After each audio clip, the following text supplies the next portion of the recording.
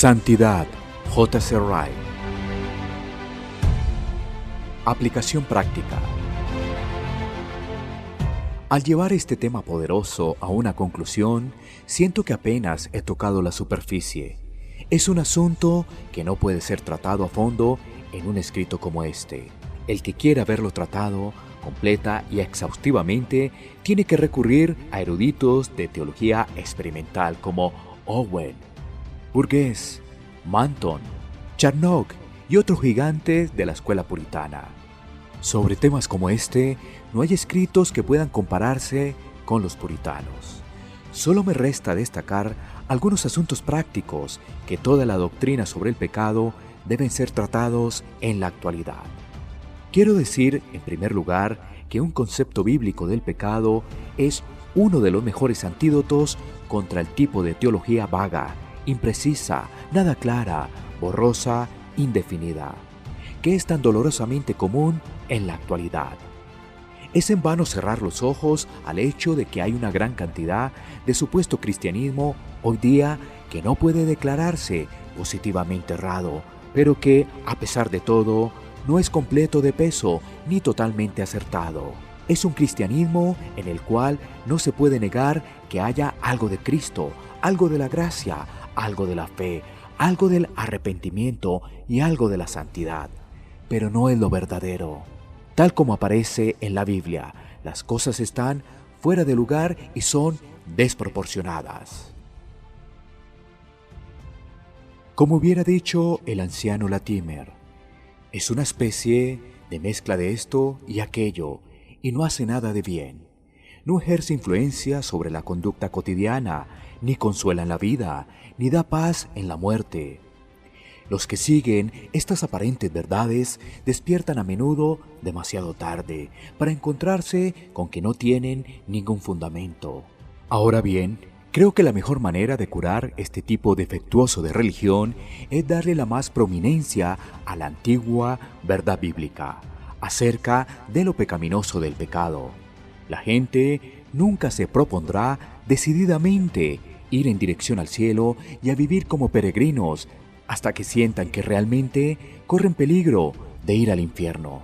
Tratemos todo de reavivar la antigua enseñanza acerca del pecado en los jardines de infantes, escuelas, colegios y universidades.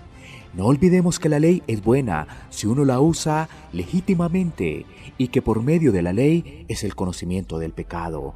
1 Timoteo 1:8, Romanos 3:20, Romanos 7:7. Pongamos la ley al frente y enfaticémosla, de modo que los hombres le presten atención. Hablemos de los 10 mandamientos. Insistamos en ellos demostrando lo largo, ancho, profundo y alto de sus requerimientos. Este fue el método de nuestro Señor en el Sermón del Monte. No hay nada mejor que podamos hacer que seguir su plan. Podemos depender de Él. Los hombres nunca acudirán a Jesús, ni se quedarán con Jesús, ni vivirán para Jesús, a menos que realmente sepan por qué deben acudir a Él y cuál es la necesidad que tienen. Aquellos que el Espíritu atrae a Jesús son los que el Espíritu ha convencido de pecado. Sin una convicción total de pecado, el hombre puede acudir a Jesús y seguirle por un tiempo, pero pronto se apartará y volverá al mundo. Tener un concepto bíblico del pecado es una de las mejores maneras de evaluar la teología extravagantemente amplia y liberal que está en boga en nuestros días. La tendencia del pensamiento moderno es rechazar los credos y toda clase de límites en la religión. Se cree que es muy bueno y sabio no condenar ninguna opinión y declarar que todos los maestros inteligentes y serios son dignos de confianza, no importa lo heterogéneas y mutuamente destructivas que puedan ser sus opiniones. Todo en verdad es cierto, nada es falso, todos tienen razón y nadie está equivocado. Es muy probable que todos sean salvos y nadie se perderá. La expiación y sustitución de Cristo, la personalidad del diablo, los elementos milagrosos en las Escrituras, la realidad y eternidad del futuro castigo, Todas estas poderosas piedras fundamentales se tiran indiferentemente por la borda como lastre a fin de alivianar el barco del cristianismo y hacer posible que se mantenga al paso de la ciencia moderna. Si tomamos una postura firme en defensa de estas grandes verdades, nos llaman cerrados, anticuados y fósiles teológicos. Citamos un texto y nos dicen que no toda verdad está confinada a las páginas de un antiguo libro judío y que una búsqueda libre ha descubierto muchas cosas desde que el libro se terminó de escribir. Un concepto correcto es el mejor antídoto contra ese tipo de cristianismo sensual, ceremonial y formal, que nos ha arrasado como una inundación durante los últimos 25 años, llevándose a muchos a su paso. Comprendo que este sistema de religión tiene mucho de atractivo para cierta mentalidad, siempre y cuando la conciencia no esté totalmente iluminada. Me resulta difícil creer que cuando esa parte maravillosa de nuestro ser, llamada conciencia, está realmente despierta y viva, un cristianismo ceremonial, sensual, no satisfaga plenamente. A un niñito se le puede tranquilizar y entretener fácilmente con jueguitos y sonajeros, mientras no tenga hambre, pero en cuanto lo siente, sabemos que comer es lo único que lo satisfará. Sucede lo mismo con el alma: música, flores, velas, incienso, estandartes, procesiones, vestiduras hermosas, confesionarios y ceremonias de carácter similar a las católicas romanas hechas por el hombre lo satisfarán bajo ciertas condiciones. Pero una vez que despierta y se levanta de entre los muertos, no se contentará con estas cosas. Le parecerán simples frivolidades y una pérdida de tiempo, pero en cuanto ve su pecado, tiene que ver a su Salvador. Se siente atacado por una enfermedad mortal y nada lo satisfará, sino el gran médico. Tiene hambre y sed y no puede conformarse con menos que el pan de vida.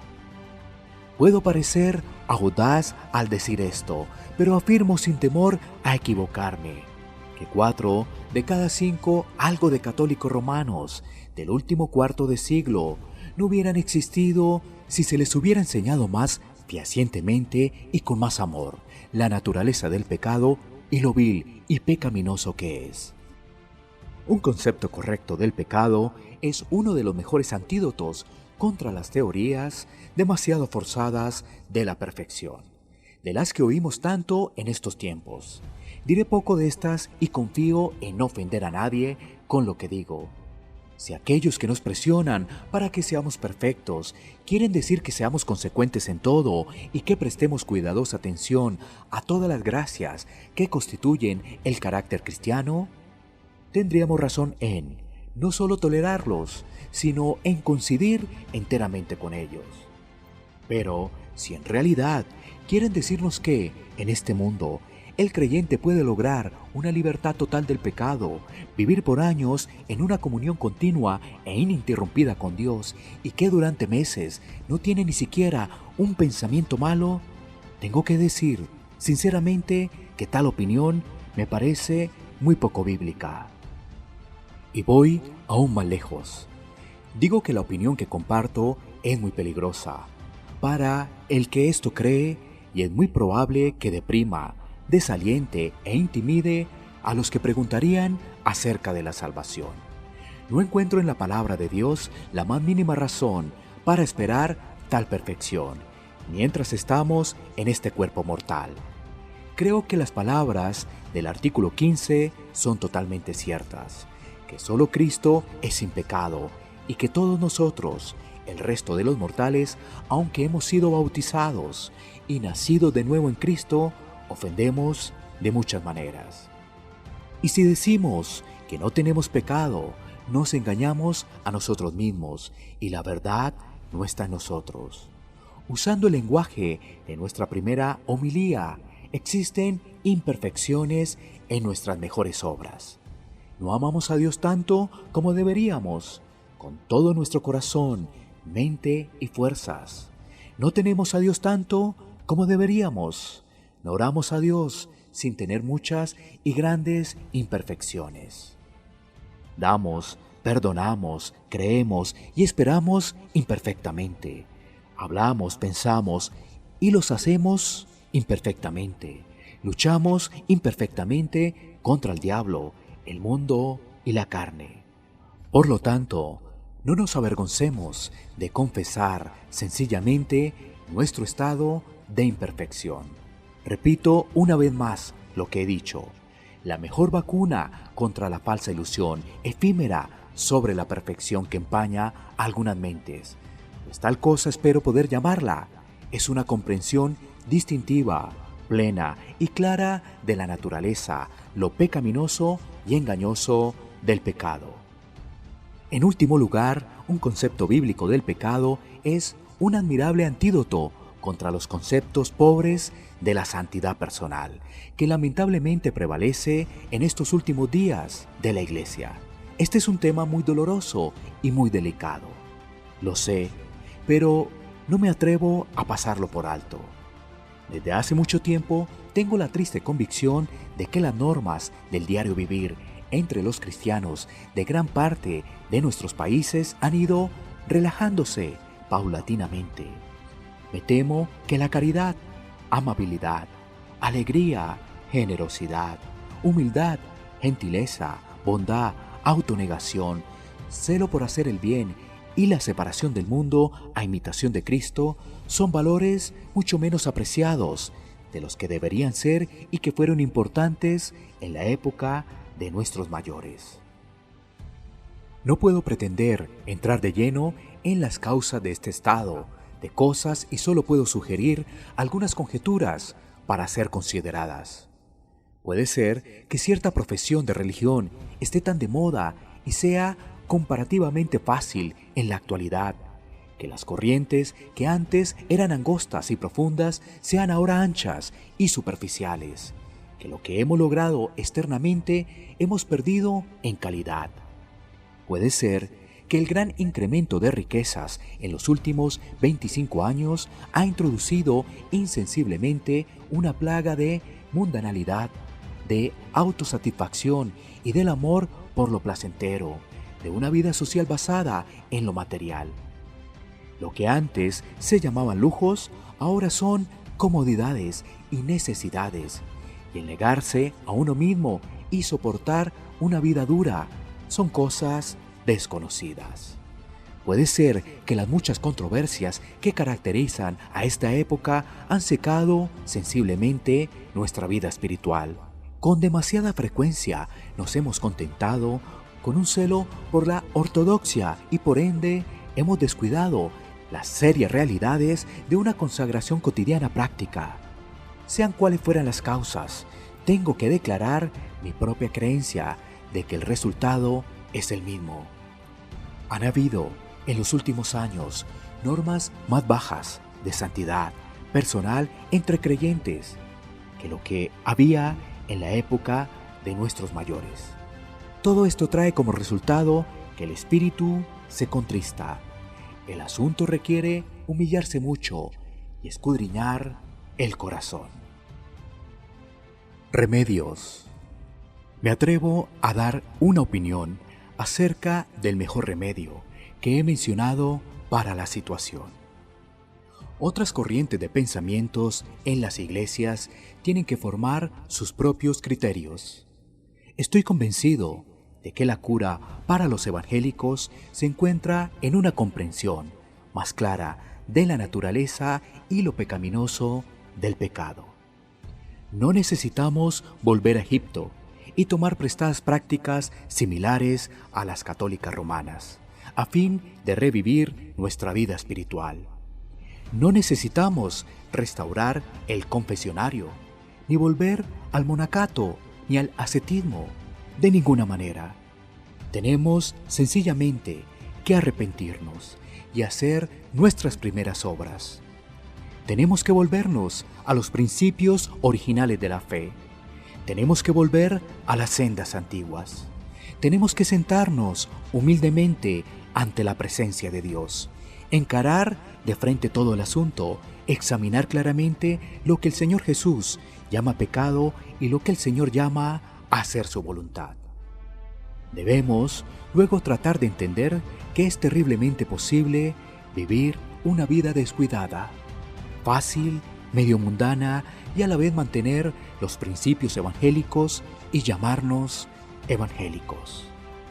Una vez que comprendemos que el pecado es mucho más vil y que está mucho más cerca de nosotros y que se nos pega más de lo que suponemos, seremos conducidos, confío y creo, a acercarnos más a Cristo. Una vez que lo estamos, beberemos profundamente de su plenitud y aprenderemos más fehacientemente a vivir la vida de fe en Él, como lo hizo San Pablo. En cuanto hemos sido enseñados a vivir la vida de fe en Jesús y a permanecer en Él, daremos más fruto, seremos más fuertes para cumplir nuestro deber, más pacientes en las pruebas, más cuidadosos de nuestro pobre y débil corazón, y más como nuestro Maestro en todos nuestros pequeños quehaceres cotidianos. En la proporción en que comprendamos cuánto ha hecho Cristo por nosotros, trabajaremos para ser mucho más para Cristo. Más somos perdonados, más amaremos. En una suma, como dice el apóstol, mirando a cara descubierta, como en un espejo, la gloria del Señor, somos transformados en la misma imagen como por el Espíritu del Señor. Segunda de Corintios 3:18. Sea lo que fuere que algunos optan por pensar o decir, no puede haber ninguna duda de que un aumento de sensibilidad por la santidad es una de las señales de nuestra época. Las conferencias para promover la vida espiritual son temas de congresos casi todos los años. El tema ha despertado mucho interés en muchos países, por lo cual debemos estar agradecidos. Cualquier movimiento basado en principios sólidos que ayuda a profundizar nuestra vida espiritual y a aumentar nuestra santidad personal será una verdadera bendición para la Iglesia. Hará un gran aporte para unirnos y curar nuestras desafortunadas divisiones. Puede traer una fusión fresca de la gracia del Espíritu y dar vida a los muertos. Aún con la seguridad que tengo, como dije al comienzo de este escrito, tenemos que escarbar profundo para edificar alto. Estoy convencido de que el primer paso hacia el logro de un nivel más elevado de santidad es comprender plenamente lo asombrosamente pecaminoso que es el pecado.